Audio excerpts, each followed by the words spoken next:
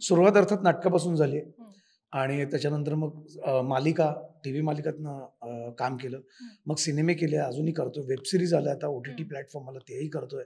पुन्हा एकदा घरी आलोय माहेरी, म्हणजे हं, नाटक हं, करतोय.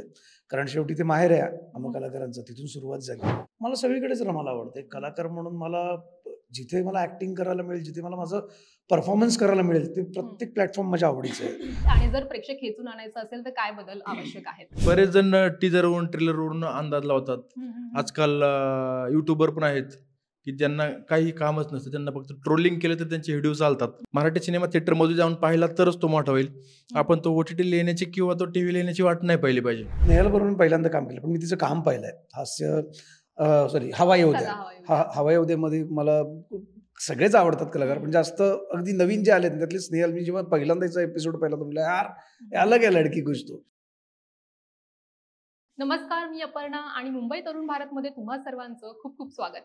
सो एक मल्टी स्टारर मूव्ही येतोय मराठी इंडस्ट्रीमध्ये, तो म्हणजे स्मार्ट सुनबाई आणि त्याच निमित्तानं सिनेमाची टीम आहे आज माझ्यासोबत.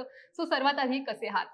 एकदम मस्त. Thank you. खरं तर मला ओळख करून देण्याची गरज नाहीये, त्यामुळे मी डायरेक्टली स्टार्ट केलंय. तरी सुद्धा सिनेमाचे दिग्दर्शक आहेत शिवाजी दोलताडे पाटील, नमस्कार. सर्वांचा लाडका संतोष जुवेकर आणि स्नेहल शिदव. सर, आम्ही ट्रेलर पाहिलाय सिनेमाचा. इतके सारे एलिमेंट्स आहेत ना त्या ट्रेलरमध्ये, इतके सारे कलाकार आहेत. म्हणजे मसाला ट्रेलर झालेला आहे. सो काय आहे स्मार्ट सुनबाई आणि काय प्रेक्षकांना पाहायला मिळणार आहे? नमस्कार, मी शिवाजी दोलताडे, डिरेक्टर. सर्वप्रथम तरुण भारतचे आभार. आणि स्मार्ट सुनबाई हा विषय असा आहे, की आजपर्यंत आपण फक्त स्मार्ट सिटी पाहिली, स्मार्टफोन पाहिला हं, किंवा बाकीच्या काही गोष्टी स्मार्ट पाहिल्या. पण स्मार्ट सुनबाई नव्हती आणखी. हं, कारण स्मार्ट सुनबाई खूप वर्षापासून आहे, पण ती लोकांना माहीत नव्हती आणि आपण फक्त शहरातील स्त्रियांना स्मार्ट समजायचो. हं, हं, हं, पण असं काही नसतं. त्याबरोबर खेड्यातीलही स्त्रिया खूप स्मार्ट आहेत हं, आणि आपल्या पतीने जर आपल्याला साथ दिली, हं, तर ते खूप स्मार्टपणा त्यांच्यात जे काही टॅलेंट आहे, हं, त्यांच्यात जी काही जिद्द आहे, त्या गोष्टी ते करून दाखवू शकतात. हं, अशी एक सिनेमाची मनोरंजक कहाणी आहे. हं, याच्यामध्ये कॉमेडी, थ्रिलर, रोमान्स, हं, ॲक्शन अशा सर्व गोष्टी आहेत. चित्रपटाची कथा ज्यावेळेस मला आपल्या चित्रपटाचे निर्माते हं, गोवर्धन दोलतडे यांनी ऐकवली, की त्यावेळेस असं वाटलं खूप इंटरेस्टिंग विषय बनल हा. हं, हं, सुरुवातीला मला असं वाटतं, की स्त्रियांवरचा विषय जर आहे, तर मग ते रडारडी, पाडापाडी ते हं, हं, हं, कोण बघणार आहे म्हणजे इतक्या धावपळीच्या जीवनामध्ये. तर पण ज्यावेळेस ते ऐकवलं तर म्हणलं, नाही खूप इंटरेस्टिंग आहे म्हणलं हे. हं, हं, याच्यावरती सिनेमा येणं गरजेचं आहे. हं, स्पेशली महिलांवरती एवढा इंटरेस्टिंग जर सिनेमा येतोय, तर हं, तो खूप अप्रतिम बनल. आणि ज्यावेळेस आमची जशी जुळवाजुळव चालू झाली मग स्क्रिप्टपासून, तर स्क्रिप्टचं काम चालू असतानाच आम्ही आर्टिस्ट लोकांशी बोलणे चालू केले. म्हणजे आमचं स्क्रिप्ट फायनल नसतानाही, कारण स्क्रिप्ट आम्ही लिहितानाच असं केलं, की ते आर्टिस्ट डोळ्यासमोर ठेवून आम्ही स्क्रिप्ट लिहित होतो. ओके. हां. आणि त्यानुसार मग ती एवढी भट्टी जुळून आलेली आहे, की तो सिनेमा पाहिल्यानंतर ते असं कोणाला वाटणार नाही, की अरे हे कॅरेक्टर हं, विनाकारण हं, घेतलेलं आहे. असं बिलकुल वाटत नाही. आणि संतोषनी हिरोचं कॅरेक्टर केलंय जे रघुचं कॅरेक्टर आहे. हं, हं, आणि स्मार्ट सुनबाई आहे सायली देवधर. हं, तर यांची केमिस्ट्री एवढी जबरदस्त आहे, हं, की पाहिल्यानंतर असं वाटतं, की खरंच पती-पत्नी जे पाहिजे, नवरा-बायको पाहिजे, असे या दोघांसारखे पाहिजे. हं, हं, एवढी जबरदस्त केमिस्ट्री आहे. आणि आपण पाहत आलेलो आहोत, की आतापर्यंत आपण म्हणतो, की स्त्रीचा हात पुरुषाच्या पाठीमागे पाहिजे किंवा स्त्री पाठीमागे पाहिजे हं, खंबीरपणे, तर पुरुष करू शकतो काहीतरी. हं, पण ही तेवढीच गोष्ट खरी आहे, की पुरुष जर स्त्रियांच्या पाठीमागे उभा असेल, तर स्त्रियाही काही करून दाखवू शकतात. हं, कारण आपण पाहतो, की आपले देवे पण जे आहेत, तर त्यांनी पण तो एक काळ गाजवलेला आहे. हं, म्हणजे जसं देवच फक्त लढले नाही, देवे पण लढलेले आहेत. हं, तर हं, त्याप्रमाणे स्त्रियांमध्ये पण तेवढी शक्ती आहे, ताकद आहे. पण त्यांना सपोर्ट लागतो देवाचा, तो म्हणजे पतिदेवाचा. हं, आणि तो सपोर्ट आपल्या स्मार्ट सुनबाईला प्रॉपर रघुने दिलेला आहे. हं, आणि रघुमुळे स्मार्ट सुनबाई घडतील. आणि याच्यामध्ये खूप दिग्गज कलाकार आहेत बाकीचेही. हं, हं, संतोष जोगकर आहेत, स्नेहल सिद्धांत आहेत. त्याचबरोबर भाऊ कदम आहेत, किशोरी शहाणे आहेत, हं. अ, प्राजक्ता हनमगर आहेत, रोहन पाटील, प्राजक्ता गायकवाड, अंशुमन विचारे, विनम्र बावल, अशी खूप चांगली स्टारकास्ट आहेत. त्याचबरोबर मोहन जोशी आहेत, दीपक हं, शिर्के हं, आहेत. याच्यामध्ये जुन्या काळापासून म्हणजे उषा चव्हाण, उषा नाईके आहेत. तर तो जुना काळ जो आहे की ज्यांनी 50-60 वर्षापूर्वी काळ गाजवला, 40 वर्षापूर्वी काळ गाजवला, हम्म. ते आर्टिस्ट तर आहेतच. पण ज्यांनी मधला काळही गाजवला ते आहेत आणि नवीन मधले आहेत. म्हणजे 3 फळ्यातले सगळे आर्टिस्ट याच्यामध्ये आहेत. हम्म. आणि खूप जबरदस्त असं वाटतं की असं वाटत नाही की म्हणजे अरे हे वयस्कर आहेत मग त्यांचं कॅरेक्टर असं काहीतरी थोडं साईडला किंवा असं काहीतरी असेल, असं नाही. बिलकुल धमाल आहे. सर्वांनी धमाल केली आणि एवढे स्टारकास्ट आहेत असं नाही की काही म्हणजे पाहुणे कलाकार म्हणून असतील, 4 दिवस येतील, 2 दिवस येतील, काम संपून जाईल असं नाही. थ्रू आउट सगळे कलाकार होते. पिक्चरमध्ये पण तुम्हाला ते थ्रू आउट पाहायला मिळतील. आणि त्याचबरोबर एक महाराष्ट्रातील नामवंत एक व्यक्तिमत्व आहे, पद्मश्री पोपटराव पवार. त्यांनी ओके. त्यांनी चित्रपटामध्ये एक पाहुणे कलाकाराची भूमिका केलेली आहे. आणि आम्ही शूटिंग या चित्रपटाचं ज्यावेळेस स्क्रिप्ट झाली त्यावेळेस आम्ही लोकेशन शोधत होतो. मी त्या प्रश्नाकडे अच्छा. येणार आहे तुमच्या, ओके. कारण ते मला कळलं की खूप वेगळ्या ठिकाणी ते शूट झालेलं आहे. Yes. सो आधी कलाकारांकडे येते की सरांनी कॅरेक्टर बद्दल थोडीशी आयडिया दिली संतोष तुझ्या. सो खूप दिवसानंतर तू रोमॅन्टिक हिरोच्या रोलमध्ये आम्हाला दिसतोय. काय आहे रघु हे कॅरेक्टर आणि कसा या सिनेमाशी तू जोडला गेलास? तर शिवाजी दादांनी सांगितलं की ती जी नारी शक्ती आज जी आमच्या सिनेमात पूर्ण आहे, इकडे सगळ्या स्मार्ट सुनबाई ज्या आहेत यांचे नवऱ्यांची भूमिका आम्ही केलेली आहे. आणि ओके, म्हणजे सगळ्या सुना आहेत जेवढ्या कॅरेक्टर्स दिसत आहेत. हा, काही म्हणजे काही झालेले नाही आहेत, काही होणारे आहेत, ओके, अच्छा. काही होणार आहेत. पण सुनबाई म्हटलं तरी एक स्त्री झाली, त्यामुळे त्यांच्या पाठीशी उभे राहणारे, त्यांना खूप सपोर्ट करणारे, त्यांना समजून घेणारे असे नवरे आहेत. रघु गंगाचा नवरा आहे, तो तिला तेवढा सपोर्ट करतो, समजून घेतो. आणि त्यामुळे नाही, जसं यांनी सांगितलं की एका यशस्वी पुरुषाच्या मागे बाईचा हात असतो, स्त्रीचा हात असतो, तसंच म्हणजे नुसतं स्त्री नाही, चांगल्या स्त्रीचा, जी त्याला समजून घेणारी आहे, त्याला सपोर्ट करणारी आहे, तसंच हा आहे. आणि आहे, छान आहे, रोमॅन्टिक. एक वेगळं म्हणण्यापेक्षा हे आधी पण केलेलं आहे मी, नाही असं नाही, पण हा रघु थोडा नक्कीच या कथेप्रमाणे वेगळा आहे.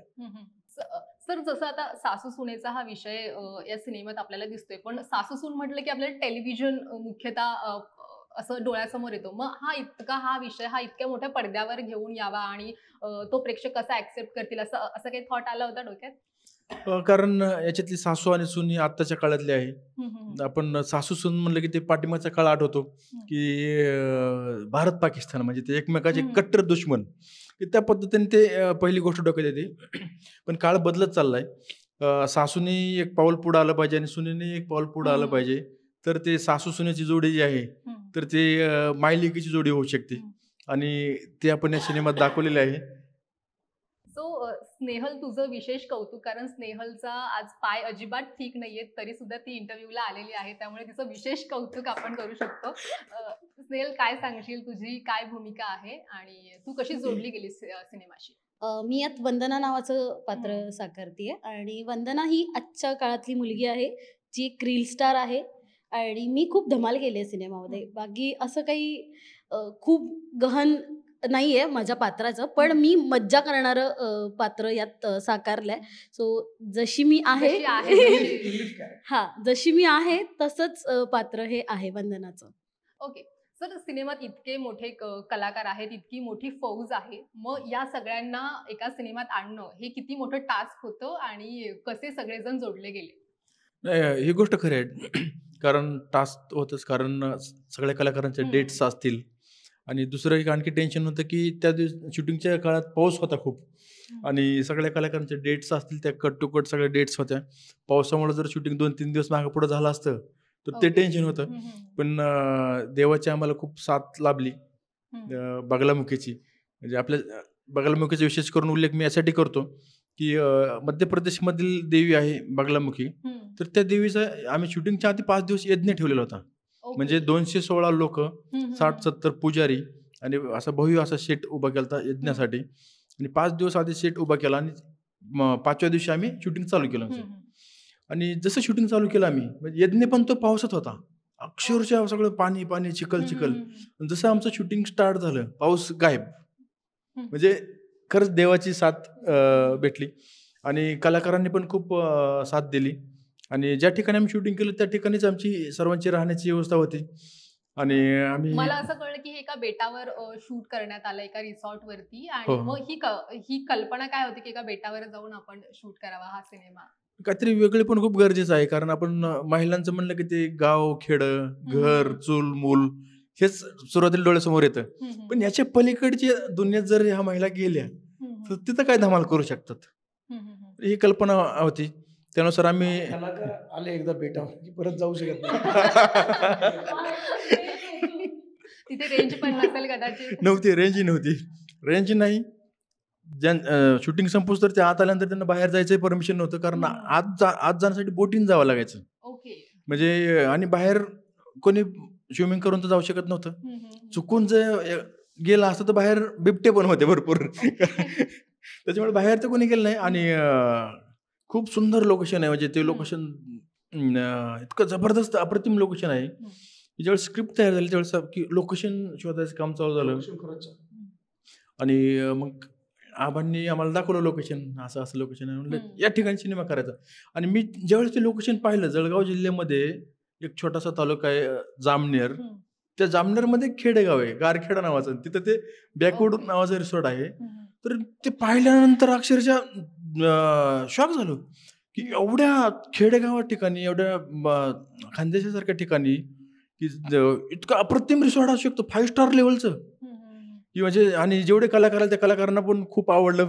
म्हणजे कलाकार तर सगळे असे होते की पिकनिकलाच आलेत त्यानुसार की कारण शूटिंग झालं की सगळे रूम मध्ये जायचे, खालून जरी त्यांना आवाज मारला की लगेच आलो 5 मिनिटात लगेच शूटिंग. म्हणजे एवढ्या सगळ्या गोष्टी होत्या, सगळ्या गोष्टी सोयीस्कर झाल्या आणि कलाकारांनी खरोखर खूप साथ दिली. म्हणजे एवढे सगळे कलाकार होते आणि याच्यात महिला वर्ग थोडा जास्त होता. त्याच्यामुळे कधी कधी असं वाटतं की सगळ्या एकत्र जर महिला आल्या आणि त्या वेगवेगळ्या एज कॅटेगरीच्या, तरुण असतील, मिडियम असतील आणि वयस्कर असतील, सगळं आल्यानंतर ते तू मी अशा काही गोष्टी घडतील असं बरंच म्हणजे वाटलं असेल कोणाला. पण तिथं सगळं झालं नाही, कारण बऱ्याचशा पत्रकारांनी प्रश्न विचारला मला. खरंच झालं नाहीये का? नाही. सगळ्यांनी टाइम स्लॉट वाटून घेतले होते, कारण जास्त मुली जेव्हा एकत्र सेटवर येतात तेव्हा हेअर आणि मेकअप ह्या 2 गोष्टींवरच जास्त चर्चा होते आणि वाद त्याच्यातूनच येतात. तर एक तर रूम्स पण वेगवेगळे होते, त्याच्यामुळे तो मुद्दा तिथे कट झाला की भांडणं होणार नाहीत. आणि वेळा प्रत्येकीने वाटून घेतल्या होत्या की तू 6ला जाणार आहेस तर मी 6:30ला जाईल. सो हे मॅनेज केलं होतं. आणि मेकअप बेसिकली सगळे आपापलाच करत होता, एवढा काही हेवी मेकअप नव्हता. सो तोही होत होता आणि सगळं मॅनेज होत होतं, त्याच्यामुळे ही भांडणं नाही झाली, जरी खूप साऱ्या स्त्रिया असतील तरी. बरं, सगळ्यांना बांधून ठेवणं सेटवरती फार कठीण असतं, इतके सगळे कलाकार आणि सगळ्यांना मॅनेज करणं. सो ते कसं केलं ॲज अ डिरेक्टर म्हणून, आणि कोणाला सर्वात जास्त ओरडावं लागलंय किंवा काय आपण म्हणू शकतो फार गोष्टी सांगाव्या लागल्या? नाही, ओरडावं तर कोणालाच लागलं नाही, कारण sincere. म्हणजे सिन्सिअर आणि म्हणजे अक्षरशः न सांगता गोष्टी समजायच्या सगळ्यांना. कारण प्रत्येकाला माहिती की आपण एका बेटावरती आहोत, 4 बाजून पाणी आहे आणि आपल्याला शूटिंग कम्प्लीट करून जायचं आणि बाकीच्या त्यांच्या डेट्स होत्या, म्हणजे पावसाचे दिवस होते. त्यामुळे सगळ्यांनी टाइम टू टाइम सगळ्या गोष्टी केल्या.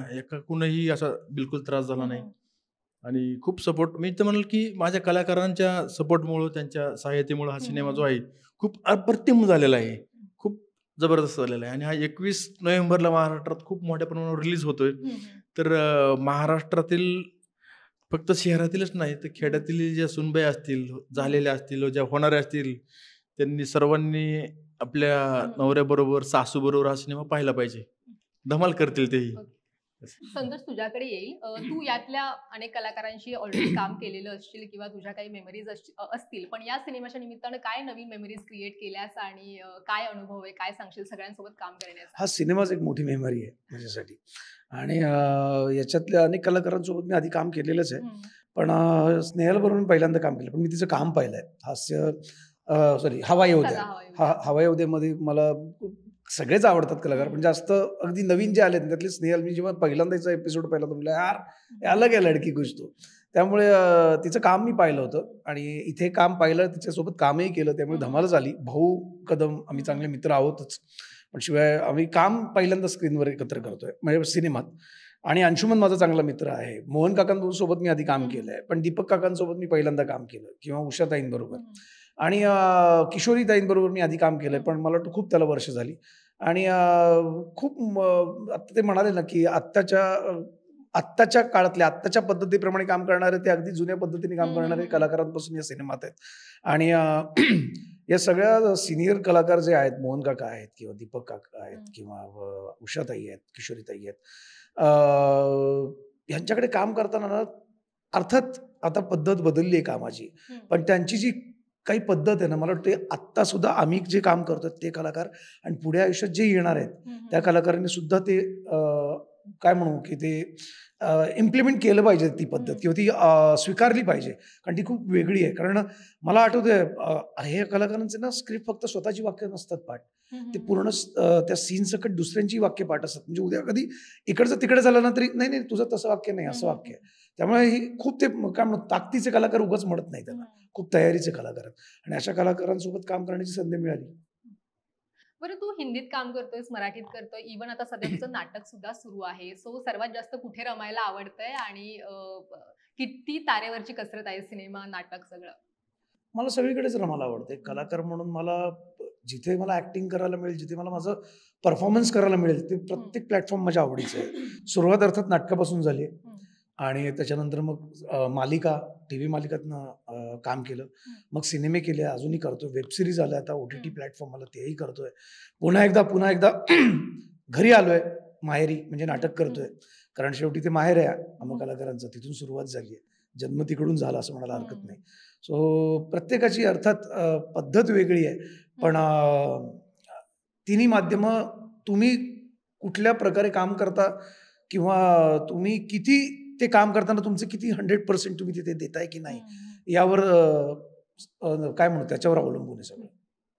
स्नेहल, सेम प्रश्न तुला सुद्धा आहे. तू सुद्धा मालिका करतेस, नाटक करतेस आणि सिनेमा सुद्धा करतेस. सो किती तारेवरची कसरत असते हे सगळं करताना? कारण मालिकेसाठी खूप वेळ सुद्धा द्यावा लागतो.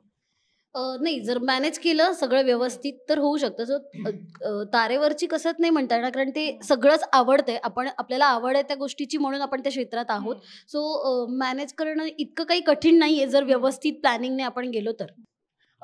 सर, पुन्हा एकदा मी तुमच्याकडे येते की तुम्ही दिग्दर्शक म्हणून तुम्हाला प्रश्न विचारते की सध्या असं म्हटलं जातं किंवा आपण पाहतोय की मराठी सिनेमांकडे प्रेक्षक येत नाही असं फार बोललं जातं.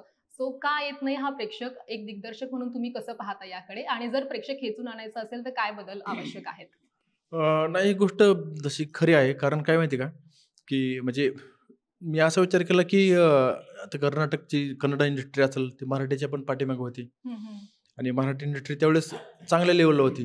पण मराठी इंडस्ट्रीपेक्षा कन्नड इंडस्ट्री आता ओव्हरटॅक करून, बॉलिवूडलाही ओव्हरटॅक करून ते आता खूप पुढे टॉपला गेली. आलेले आहे. तर आपल्या मराठी प्रेक्षक मायबापांनी की मराठी सिनेमावरती प्रेम केलं पाहिजे, की फक्त सिनेमे चांगले नाहीत किंवा विषय असे नाहीत ते बाहेरून ते बोलतात, तसं नाही झालं पाहिजे. सिनेमा पहा तुम्ही. सिनेमा पाहिल्यानंतर तुम्हाला समजेल तो सिनेमा कसा आहे. कारण सिनेमा बरेच जण टीजरवरून, ट्रेलरवरून अंदाज लावतात. आजकाल यूट्यूबर पण आहेत की ज्यांना काही कामच नसतं, त्यांना फक्त ट्रोलिंग केलं तर त्यांचे व्हिडिओ चालतात, असं होतं. आणि बरेचसे आपले मराठी पब्लिक जे आहे, म्हणजे भारतातले सगळेच आता सोशल मीडियावरती जास्त आहेत, ते पाहतात. एखादा ट्रोल करणार टाइमपास म्हणून जर तो व्हिडिओ टाकला तर ते समोरच्याला वाटतं की अरे खरंच या सिनेमात काय नसेल, पण असं काही नसतं. सिनेमा चांगला असतो, सिनेमा पाहायला पाहिजे. मराठी सिनेमा थिएटरमध्ये जाऊन पाहिला तरच तो मोठा होईल. आपण तो OTT लेण्याची किंवा तो टीव्ही लेण्याची वाट नाही पाहिली पाहिजे. की भरपूर जण आम्हालाही भेटतात, टीव्हीला कधी येणार आहे? टीव्हीची नको भाऊ वाट भाऊ, टीव्हीला येईल त्यावेळेस येईल, टीव्हीला पण पहा, पण थिएटरमध्ये पहा ना. टीव्हीसाठी तो सिनेमा नाही. थिएटर बेसिकली डिरेक्टर असेल, प्रोड्युसर एवढा खर्च करतो, तो थिएट्रिकलसाठी करतो. एवढे मोठे कलाकार असतील, एवढी मेहनत असेल, तर तो थिएटरला तुम्ही पाहणं गरजेचं आहे. आणि साऊथमधील लोक जे आहेत ते तिथल्या रिजनल लँग्वेजला खूप प्राधान्य देतात, तिथल्या लँग्वेजला. त्याच्यानंतर हिंदी असेल, त्याच्यानंतर बाकीचे लँग्वेज असतील. तर आपल्याकडे तसं नाही. आपल्याकडे एक गोष्ट काय झालेली आहे की 2 इंडस्ट्री आपल्या मुंबईमध्ये आहेत, मराठी आणि हिंदी. तर त्या गोष्टीचा एक मराठीला फटका बसतो असं मला एक थोडं वाटतं. कारण फक्त मराठी इंडस्ट्री जर असती तर मराठी पब्लिकनी याच्यापेक्षा जास्त प्रेम केलं असतं. आणि कंटेंटमध्ये ताकद असेल तर लोकांना सिनेमा आवडतात, पण ते थिएटरमध्ये गेले तर त्यांना ते कळतील. थिएटरमध्ये जाणं गरजेचं आहे आणि थिएटरमध्ये जाऊन तुम्ही सिनेमा पहा. मराठी सिनेमावरती सर्वात जास्त प्रेम करा. बाकीचे सिनेमाही पहा, पण प्रायोरिटी तुम्ही मराठी सिनेमाला द्या, तर आपला मराठी सिनेमा मोठा होईल. फक्त मराठी सिनेमा मोठा झाला पाहिजे असं म्हणून काहीही होत नसतं. कारण आपण पाहतो की वर्षभरात एक 5-7 पिक्चर म्हणजे 2025 तसं मराठी सिनेमासाठी चांगलं आहे की बरेचसे सिनेमे म्हणजे चालले हा आहेत. चाललेले आहेत. म्हणजे आता टेक ऑफ करतंय असं मी म्हणाल मराठी. आणि नक्कीच होईल. एक दिवस असा येईल की मराठी इंडस्ट्री जी आहे ते साऊथ असेल, बॉलिवूड असेल त्याला क्रॉस करेल नक्कीच. आणि ते मराठी फिल्म मेकरमध्ये ताकद आहे, धमक आहे. ते एक दिवस नक्कीच होईल. बरं 21 तारखेला सिनेमा प्रेक्षकांच्या भेटीला येतोय आणि अवघे काहीच दिवस राहिले. सो प्रेक्षकांना शेवटचं काय आव्हान कराल? मी हेच सांगेल की तुम्ही हा सिनेमा थिएटरमध्ये जाऊन पहा, स्मार्ट सुनबाई 21 नोव्हेंबरला. कारण याच्यावरती आम्ही सर्व टेक्निशियन असतो, कलाकार असतो, यांनी खूप मेहनत घेतली. त्याचबरोबर आम्हाला ज्या ज्या गोष्टी पाहिजे त्या आमच्या प्रोड्युसरांनी सगळ्या गोष्टी पुरवलेल्या आहेत. त्यामुळे आम्ही हा स्मार्ट सुनबाई सिनेमा स्मार्टपणे बनवलेला आहे. तर आपले प्रोड्युसरही स्मार्ट होणं गरजेचं आहे. तर हा सिनेमा तुम्ही पाहिला तर तेही स्मार्ट होतील. त्यांनाही एक उभारी मिळेल आणि तेही दुसऱ्या सिनेमाची ते तयारी करतील. त्याच्यामुळे मी तुम्हाला विनंती करेल की हा सिनेमा तुम्ही थिएटरमध्ये जाऊन नक्की पहा. तुम्हाला आवडेल. कारण याच्यामध्ये खूप धमाल आहे, कॉमेडी आहे की बऱ्याच दिवसानंतर नाही, बऱ्याच वर्षानंतर असा कॉमेडी सिनेमा मी म्हणतो थिएटरमध्ये येत असेल. आणि महिलांची याच्यामध्ये खूप जबरदस्त म्हणजे हे आहे. तर तुम्ही हा सिनेमा पहा. थँक्यू. प्रत्येक सिनेमाचं, प्रत्येक कलाकृतीचं आपापलं नशीब असतं. आणि कलाकार, दिग्दर्शक, निर्माते सगळेच पूर्ण टीम आमच्या हातात फक्त प्रयत्न करणं आहे. आम्ही प्रयत्न करतो आणि त्या कलाकृतीला नशीब असेल आणि ते चांगलं असेल तर ते मिळवून देणं, ते उजळवणं मायबाप प्रेक्षकांच्या हातात आहे. त्यामुळे तुम्ही बघा सिनेमा 21 तारखेला चित्रपटगृहात जाऊन स्मार्ट सुनबाई. येस, मी पण हेच म्हणेन की 21 तारखेला सिनेमा रिलीज होतोय. सो तुमच्या जवळच्या नाही, लांबच्याही थिएटरमध्ये जाऊन तुम्ही हा सिनेमा नक्की बघा. Thank you so much. थँक्यू.